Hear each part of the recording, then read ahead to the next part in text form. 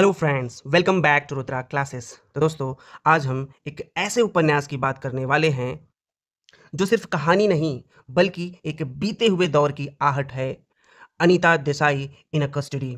यह हमें दिल्ली के मीरपुर की गलियों में ले जाता है, जहां उर्दू भाषा का सुनहरा अतीत अब ढलते सूरज जैसा है। इस कहानी में एक छोटे से कॉलेज के हिंदी प्रोफेसर देवन शर्मा एक मशहूर लेकिन बूढ़े उर्दू शायर नूर शाहजहानाबादी का इंटरव्यू लेने निकलते हैं। लेकिन ये इंटरव्यू एक ऐसे सफ़र में बदल जाता है जहाँ वो न सिर्फ एक फेडिंग लैंग्वेज की कहानी सुनाते हैं, बल्कि इंसानी कमजोरियाँ, रिश्तों और बेरहम समय की बेरहमी को भी महसूस करते हैं। तो चलिए कहानी को देखते हैं शॉर्ट में।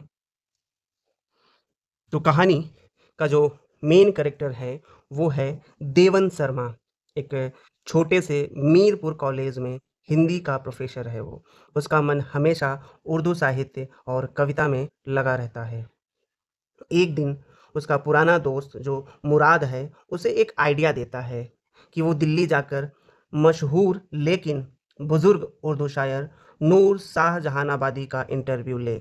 देवन उत्साहित होकर नूर से मिलने दिल्ली पहुंचता है, लेकिन जब वो नूर को देखता है तो उसकी कल्पना टूट जाती है। वो शायर अब बूढ़ा, बीमार और आर्थिक रूप से तंगहाल है। घर में अव्यवस्था, बीबी और रखैल के बीच खींचातान खींचतान और शायर की अपनी लापरवाह ज़िंदगी, ये सब देवन को हैरान कर देती है। इंटरव्यू लेने की कोशिश में देवन को कई मुश्किलें आती हैं। नूर की टाल-मटोल, घरेलू झगड़े और पैसे की तंगी। लेकिन इस बीच देवन को नूर की असली दुनिया देखने को मौका मिलता है। नूर की एक रियल लाइफ़ देखने का मौका उसे मिलता है, देवन को। जहाँ उर्दू की शान और तहज़ीब अब ढलते हुए सूरज की तरह है। अंत में नूर की मौत के बाद देवन के हाथ कुछ पन्ने आते हैं। शायद शायर की अधूरी और बिखरी कविताएँ ये थीं। ये पन्ने किसी किताब की तरह संपूर्ण नहीं हैं, लेकिन एक ज़माने की याद और एक भाषा की फेडिंग ग्लोरी का प्रतीक बन जाती हैं। इन कस्टडी की अगर मेन थीम की बात की जाए तो इसमें decline of Urdu language and culture, reality versus idealism and human weakness and compromises और passage of time and changes का वर्णन किया गया है। तो चलिए अब हम अपने वन लाइनर फैक्ट्स पर चलते हैं। अनीता देसाई का बर्थ 1937 में मसूरी में हुआ। ये इंडियन इंग्लिश फ्रिक्शन की प्रोमिनेंट वॉइस मानी जाती हैं, ठीक? इनका बर्थ 1937 में मसूरी में हुआ और ये इंडियन इंग्लिश फिक्शन की एक प्रोमिनेंट वॉइस मानी जाती हैं। इन अ कस्टडी जो कि 1984 में आया था, यह नोवेल का सेंट्रल अगर कैरेक्टर की बात की जाए तो वो था देवन शर्मा, एक हिंदी लेक्चरर जो उर्दू पोएट नूर शाहजहानाबादी से इंटरव्यू करना चाहता था। नोवेल का setting small north Indian town Mirpur के दिल्ली में है, ठीक? यह मीरपुर जो था वो दिल्ली में है, जो फेडिंग उर्दू कल्चर का एक बैकड्रॉप था। देवन का character middle class struggles, academic disillusionment और लिंग्विस्टिक पैशन का मिक्स है। देवन का character middle class struggles, academic disillusionment और लिंग्विस्टिक पैशन का मिक्स है। नूर शाहजहानाबादी एजिंग उर्दू पोएट जो अपने डिक्लाइनिंग हेल्थ और डोमेस्टिक केओस में फंसा है। नोवेल का मेजर थीम लिंग्विस्टिक डिक्लाइन और उर्दू पोएट्री के साथ कल्चरल हेरिटेज को खोना था। स्टोरी में पॉलिटिकल एपैथी और ब्यूरोक्रेसी की वजह से आर्ट और लिटरेचर का मार्जिनलाइजेशन दिखाया गया है। यानी यानी आप ऐसा कह सकते हैं कि कहानी में पॉलिटिक्स और सरकारी काम करने के तरीकों यानी नौकरशाही की वजह से आर्ट और लिटरेचर यानी कला और साहित्य को कोई भाव नहीं मिल रहा, क्योंकि जो सिचुएशन हमें देखने को मिल रही है, ठीक? तो कहानी इसमें क्या दिखाती है कि जब नेता और सरकारी लोग ध्यान नहीं देते हैं, तो कला और साहित्य पीछे छूट जाती है। इस कहानी में सरकारी सिस्टम और लोगों की बेपरवाही ने आर्ट और लिटरेचर को कमज़ोर बना दिया है। पॉलिटिक्स में इतनी उथल-पुथल है कि आर्ट और लिटरेचर की तरफ किसी का ध्यान नहीं जाता है। अनीता देसाई ने इसी चीज़ को अपने इस स्टोरी में स्थान दिया है। नेक्स्ट पॉइंट, अनीता देसाई की writing style lyrical prose, psychological depth और सोशियो कल्चरल के ऑब्जर्वेशन के लिए जानी जाती है। इनके अन्य प्रमुख works Clear Light of Day, Fire on the Mountain और फास्टिंग फीस्टिंग शामिल है। इन कस्टडी में देवन का दिल्ली जाना उर्दू लिटरेरी वर्ल्ड से जुड़ने की उसकी लाइफ लॉन्ग ड्रीम को दर्शाता है। नूर का डाइलिपेटेड डाइलैपिडेटेड हाउस और पर्सनल लाइफ पोएट की गिरती हुई लेगेसी का प्रतीक है। एक बार इस पॉइंट को फिर से देखते हैं कि नूर का डाइलैपिडेटेड हाउस यानी जर्जर या खस्ता हाल जो मकान था और उसकी पर्सनल लाइफ पोएट की गिरती हुई लेगेसी का प्रतीक है। देवन का कैसेट रिकॉर्डर खराब होना आर्ट प्रिजर्वेशन में टेक्निकल चैलेंजेस को सिंबलाइज करता है। देवन का कैसेट रिकॉर्डर खराब होना आर्ट प्रिजर्वेशन में टेक्निकल और फाइनेंशियल चैलेंजेस को सिंबलाइज करता है। नोवेल में मुराद करेक्टर एक ऑप्ट्यूनिज्म ऑप्ट्यूनिज्म और मैनिपुलेशन का एग्जाम्पल है जो देवन को इंटरव्यू के लिए पुश करता है। स्टोरी में वाइफ्स और मिस्ट्रेस के बीच नूर की डोमेस्टिक टेंशन और पैट्रिकल हाइपोक्रेसी और पोएट्स का मोरल डिके दिखाती है। अनीता देसाई ने दिल्ली यूनिवर्सिटी से इंग्लिश लिटरेचर में ग्रेजुएशन की थी। नोवेल का रेकरिंग मोटिव उर्दू लैंग्वेज की डेथ और नई पीढ़ी की डिसइंटरेस्ट है। इन कस्टडी को 1993 में मर्चेंट एवरी प्रोडक्शन ने फिल्म एडॉप्टेशन में बदला जिसमें ओम पुरी और शशि कपूर ने एक्ट किया था। देवन की financial struggle, academic under payment और सोसाइटिकल नेग्लेक्ट ऑफ आर्ट्स को एक्सपोज करती है। अनीता देसाई को 1978 में फायर ऑन द माउंटेन के लिए साहित्य अकादमी अवार्ड मिला था। अनीता देसाई को फायर ऑन द माउंटेन के लिए साहित्य अकादमी अवार्ड 1978 में मिला था। इन कस्टडी में मीरपुर टाउन का डस्टी डिकेइंग इन्वायरमेंट एक फेडिंग कल्चरल ग्रैंडर को मिरर करता है। देवन का उर्दू से प्यार एक कॉलोनियल पास्ट और लिंग्विस्टिक हेरिटेज के प्रति नॉस्टैल्जिया को दर्शाता है। नूर का पोएटिक जीनियस उसके पर्सनल कियोस और अल्कोहलिज्म से कॉन्ट्रास्ट करता है। नोवेल में ब्यूरोक्रेसी का इंटरफेरेंस कल्चरल प्रोजेक्ट्स को डीरेल करने का रेकरिंग ऑब्स्टिकल है। इस पॉइंट को देखते हैं फिर से कि नूर का जो पोएटिक जीनियस है उसके पर्सनल कियोस और अल्कोहलिज्म से कॉन्ट्रास्ट करता है। ठीक, यानी नूर बहुत अच्छी कविताएं लिखता है लेकिन उसकी अपनी जो ज़िंदगी है वो बहुत ख़राब है क्योंकि वो बहुत ज़्यादा ड्रिंक करता है और ये दोनों बातें एक दूसरे से बिल्कुल उलट हैं। उसकी कला बहुत अच्छी है पर उसकी ज़िंदगी बहुत बुरी है। ये कॉन्ट्रास्ट शो होता है। नेक्स्ट पॉइंट, हाँ, नोवेल में ब्यूरोक्रेसी का इंटरफियरेंस कल्चरल प्रोजेक्ट को डीरेल करने का एक रेकरिंग ऑब्स्टिकल है। अनीता देसाई करेक्टर पोर्ट्रेल में साइकोलॉजिकल रियलिज्म का इस्तेमाल करती है जिससे हर करेक्टर लेयर्ड बनता है। देवन और नूर की पहली मुलाकात ऑकवर्डनेस और रेवरेंस का मिश्रण है। ठीक, देवन और नूर की फर्स्ट मीटिंग जो थी वो एक ऑकवर्डनेस और रेवरेंस का मिक्स्ड है। स्टोरी में Urdu poetry session chaotic, noisy और डिसऑर्गेनाइज्ड दिखाए गए हैं जो डिक्लाइन को और स्पष्ट करते हैं। अनीता देसाई का बर्थ नेम अनीता मजुमदार था। फादर उनके बंगाली और मदर जर्मन थी। नोवेल में लैंग्वेज पॉलिटिक्स हिंदी और उर्दू के बीच टेंशन है। पोस्ट इंडिपेंडेंस इंडिया के लिंग्विस्टिक डिबेट्स को रिफ्लेक्ट करता है। ठीक, नोवेल में लैंग्वेज पॉलिटिक्स हिंदी और उर्दू के बीच टेंशन है। पोस्ट इंडिपेंडेंस इंडिया के लिंग्विस्टिक डिबेट्स को रिफ्लेक्ट करता है। इन कस्टडी के नरेटिव स्ट्रक्चर लीनियर है। इन कस्टडी एक नरेटिव स्ट्रक्चर लीनियर है लेकिन इसमें आयरनिक अंडरटोन लगातार मौजूद है। इन कस्टडी में देवन का ओल्ड दिल्ली की गलियों से गुजरना पास्ट ग्रैंडर और प्रेजेंट डीके का एक विजुअल कॉन्ट्रास्ट दिखाता है, ठीक? इन कस्टडी में देवन का ओल्ड दिल्ली की गलियों से गुजरना एक पास्ट ग्रैंडर और प्रेजेंट डीके को विजुअल कॉन्ट्रास्ट में दिखाता है। नूर का लेज़ीनेस और सेल्फ पिटी उसके क्रिएटिव स्टैग्नेशन का कारण बनता है, ठीक? स्टोरी में लिटरेरी मैगज़ीन के लिए इंटरव्यू लेना देवन के करियर एडवांसमेंट का भी एक तरीका है। स्टोरी में लिटरेरी मैगज़ीन के लिए इंटरव्यू लेना देवन के करियर का एक एडवांसमेंट का भी तरीका है। मुराद का एक एक्सप्लोटिव मुराद का एक्सप्लोटेटिव एटीट्यूड जो है देवन की नैवेट को बार-बार मिसयूज़ करता है। नोवेल में उर्दू शायरी के कपलेट्स इंटेलेक्चुअल डेप्थ के साथ कल्चरल रिचनेस भी जोड़ती हैं। अनीता देसाई ने अपने वर्क्स में अक्सर टाइम, मेमोरी और लॉस की थीम्स एक्सप्लोर किए हैं।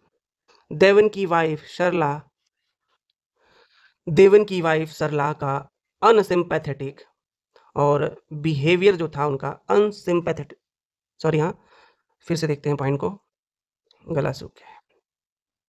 देवन की वाइफ सरला का अनसिम्पैथेटिक बिहेवियर डोमेस्टिक डिसकॉन्टेंट और मैरिटल डिसकॉन्टेंट को दर्शाता है, डिसकॉन्नेक्ट को दर्शाता है भाई।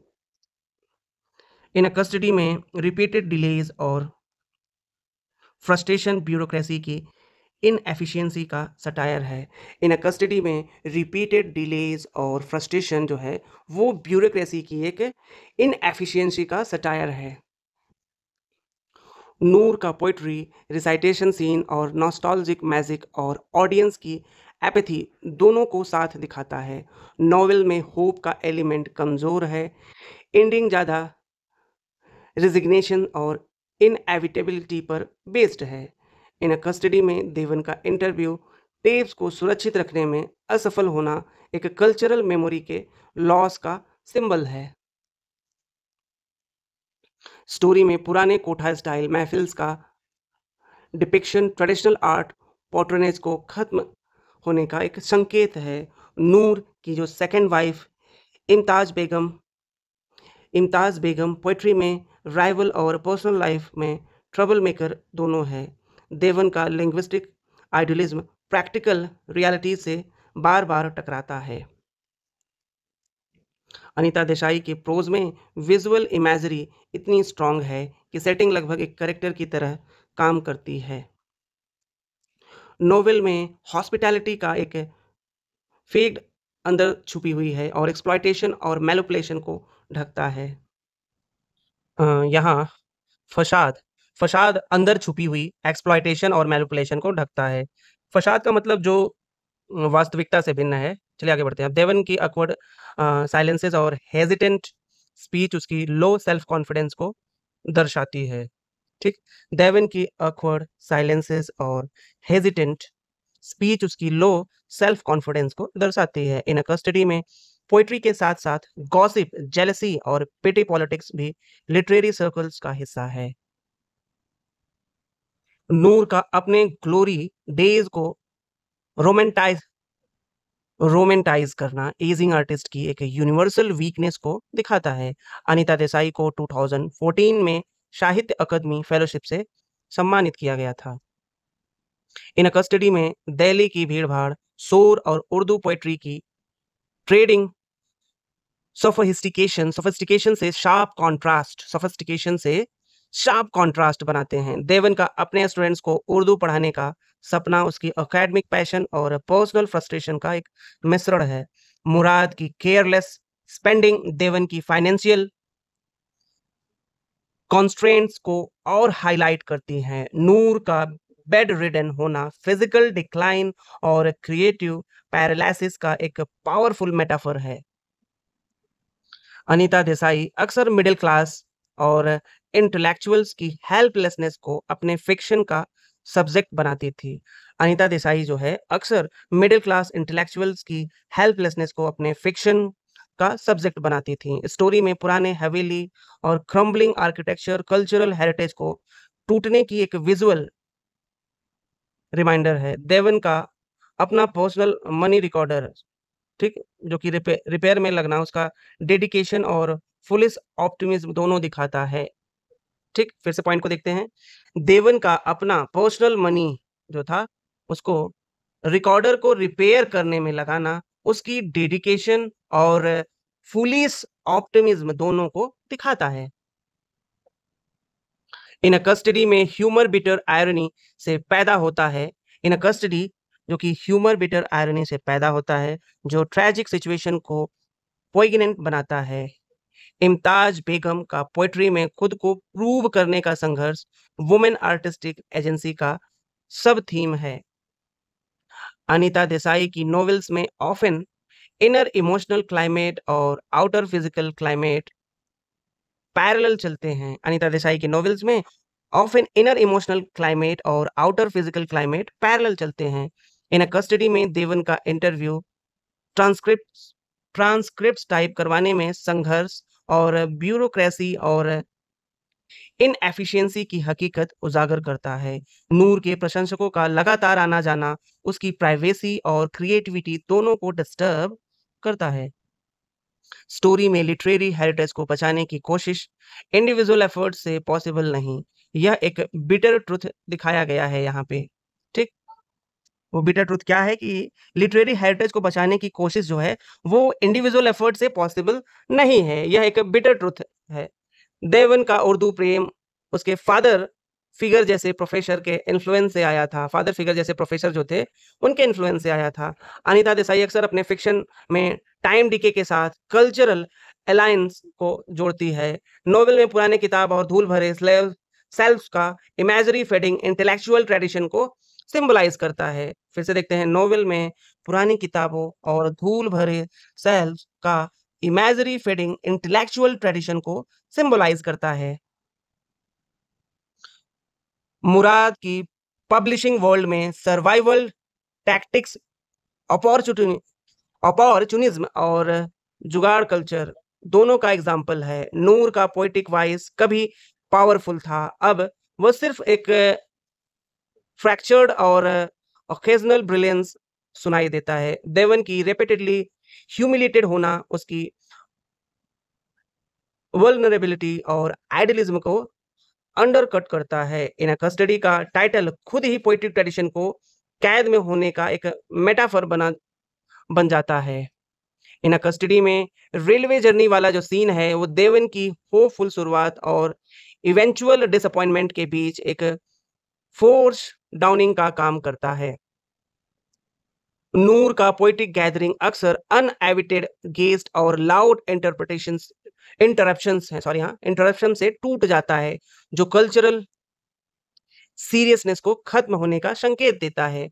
नूर का पोएटिक गैदरिंग अक्सर इनएविटेड गेस्ट और लाउड इंटरप्शन, ठीक? एक तो अनइनवाइटेड जो गेस्ट थे, जिसको मैं कुछ अलग ही प्रोनाउंस कर दिया।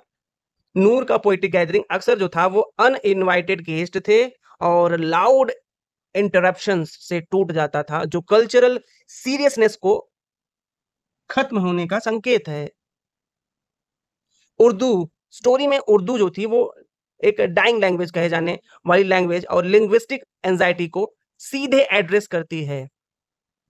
देवन का अपने हिंदी कलीग से उर्दू के बारे में डिस्कशन लैंग्वेज हायरार्की की एक एकेडमिक पॉलिटिक्स को उजागर करता है। अनीता देसाई ने कई बार अपने इंटरव्यूज में कहा कि उन्हें फेडिंग ट्रेडिशन के बारे में लिखना आर्काइव की तरह प्रिजर्व करने जैसा लगता है।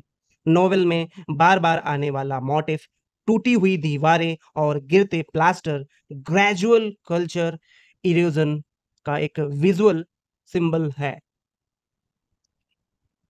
मुराद का देवन से बार-बार पैसा उधार लेना, एक्सप्लॉयटेशन और फ्रेंडशिप के बीच एक ब्लर्ड बाउंड्रीज को दिखाता है। नूर का अपने शायरी को सिर्फ एक स्पेशल मूड में सुनाना आर्टिस्टिक टेम्परामेंट और अनप्रेडिक्टेबिलिटी को दर्शाता है। स्टोरी में उर्दू के लिए सरकारी सपोर्ट की कमी, पोस्ट इंडिपेंडेंस पॉलिसीज को सब्टली नेगलेक्ट को सटली क्रिटिसाइज करता है। यहाँ बी साइलेंट होता है। अनीता देसाई की डिस्क्रिप्टिव स्टाइल में स्मेल, साउंड और टेक्सचर का हैवी इस्तेमाल होता है, जिसमें सेटिंग जो है वो मल्टी सेंसरी बनती है। इन अ कस्टडी में नूर का पास्ट ग्लोरी बार-बार उसके पुराने एडमायर्स की यादों में ही ज़िंदा है और प्रेज़ेंट में नहीं।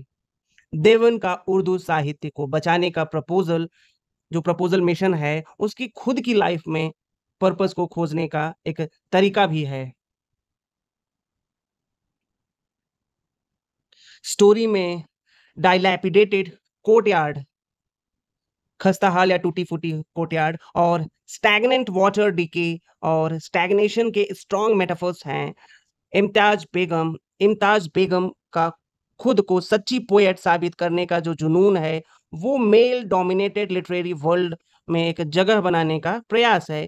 देवन का नूर की हर बात को एक रेवर करना कि उस हीरो वर्शिप और क्रिटिकल डिस्टेंस की कमी दिखाता है। अनीता देसाई कैरेक्टर डायलॉग में पॉजेज़ और साइलेंस का इस्तेमाल इमोशनल अंडरकरेंट कन्वे करने के लिए करती हैं। मुराद की publishing ambition mostly self serving और लिटरेचर की एक्चुअल प्रिजर्वेशन से जुड़ी नहीं है। स्टोरी में पोएट्री रिसाइटेशन का केयोटिक माहौल ऑडियंस के बदलते टेस्ट और इम्पेशंस को रिवील करता है। नूर का पोएटिक ईगो और डोमेस्टिक डिपेंडेंसी और उसके कॉन्ट्राडिक्टरी पर्सनालिटी का एक ट्रेड्स को एक्सपोज करता है। इन अ कस्टडी में कई सीन्स में लाइट और शैडो इमेजरी का प्रयोग होप और डिस्पेयर की के कॉन्ट्रास्ट को दिखाने के लिए किया गया है। इन अ कस्टडी में डस्टी एलीज और क्रम्बलिंग आर्केज ओल्ड दिल्ली के खोते हुए कल्चरल सोल का एक सिंबल है। देवन का रैपिडली ट्रेन और बस से सफ़र करना उसके फिजिकल और इमोशनल एग्जॉशन को दिखाता है। नूर के पुराने नोटबुक्स और बिखरे पेपर्स आर्काइवल नेग्लेंस और क्रिएटिव डिसऑर्डर का एक संकेत है। स्टोरी में उर्दू को पढ़ने लिखने वाली नई पीढ़ी कभी कल्चरल डिस्कनेक्ट को हाईलाइट करती है। अनीता देसाई का नरेटिव अक्सर माइक्रो लेवल डोमेस्टिक टेंशन को मैक्रो लेवल कल्चरल इशू से जोड़ता है। देवन का अपने स्टूडेंट को उर्दू लिटरेचर इंट्रोड्यूस करने का प्लान एकेडमिक पैशन और पर्सनल स्केप दोनों है। इम्तियाज बेगम के परफॉर्मेंस में एक एक थेरेटिकलिटी और सेल्फ प्रमोशन का एक ब्लेंड है जो प्योर आर्ट से अलग है। नूर का पोएट्री के दौरान बार-बार थक जाना, फिजिकल डिके और क्रिएटिव बर्नआउट दोनों का रिफ्लेक्शन है। मुराद का कैजुअली डेडलाइंस मिस करना और अनप्रोफेशनलिज्म और लिटरेरी एपैथी को दर्शाता है। नोवेल का क्लाइमैक्स रेज़ोल्यूशन की जगह एक लिंगरिंग रिग्रेट और मिस्ड अपॉर्च्युनिटी की भावना छोड़ता है। आप फैक्ट्स लिख लीजिएगा क्योंकि अभी एंड करता हूँ इसको मैं। इन अ कस्टडी में पुरानी किताबों पर जमी धूल इंटेलेक्चुअल नेग्लेक्ट का एक साइलेंट टेस्टिमोनी है। देवन का उर्दू के फ्यूचर को लेकर एक पेसिमिज्म उसकी पर्सनल फेल्योर्स के पैरेलल चलता है। नूर का ओकेजनल ब्रिलियंस और रिसाइटेशन के दौरान ऑडियंस को उसके बायगॉन टैलेंट की झलक देता है। स्टोरी में टॉर्न कर्टेन्स और broken furniture neglect cultural space की विजुअल इमेजरी बनते हैं। अनीता देसाई का टोन एक कंपैशनेट भी है और क्रिटिकल भी है, जिससे कैरेक्टर्स के फ्लॉज और ह्यूमैनिटी दोनों दिखते हैं। देवन का अपनी वाइफ सरला से उर्दू मिशन छुपाना एक मैरिटल कम्युनिकेशन गैप को दर्शाता है। मुराद का लिटरेरी वर्ल्ड में गॉसिप और नेम ड्रॉपिंग करना एक शैलो नेटवर्किंग का एग्जाम्पल है। इम्तियाज बेगम का पोएटिक एम्बिशन पार्टली एक रिवेंज ड्राइवन है जो पर्सनल और आर्टिस्टिक मोटिव्स को मिक्स करता है। नूर का अपने पुराने एडमायर से घिरा रहना नॉस्टैल्जिया में जीने का एक ह्यूमन टेंडेंसी को दर्शाता है। नोवेल में रेन सीन्स इमोशनल हैवीनेस और सिचुएशनल ग्लूम को एटमॉस्फेयर में जोड़ते हैं। तो ठीक है फ्रेंड्स, आज का सेशन बस यहीं तक। मिलते हैं एक नए राइटर, एक नए वर्क्स के साथ। Thank you friend.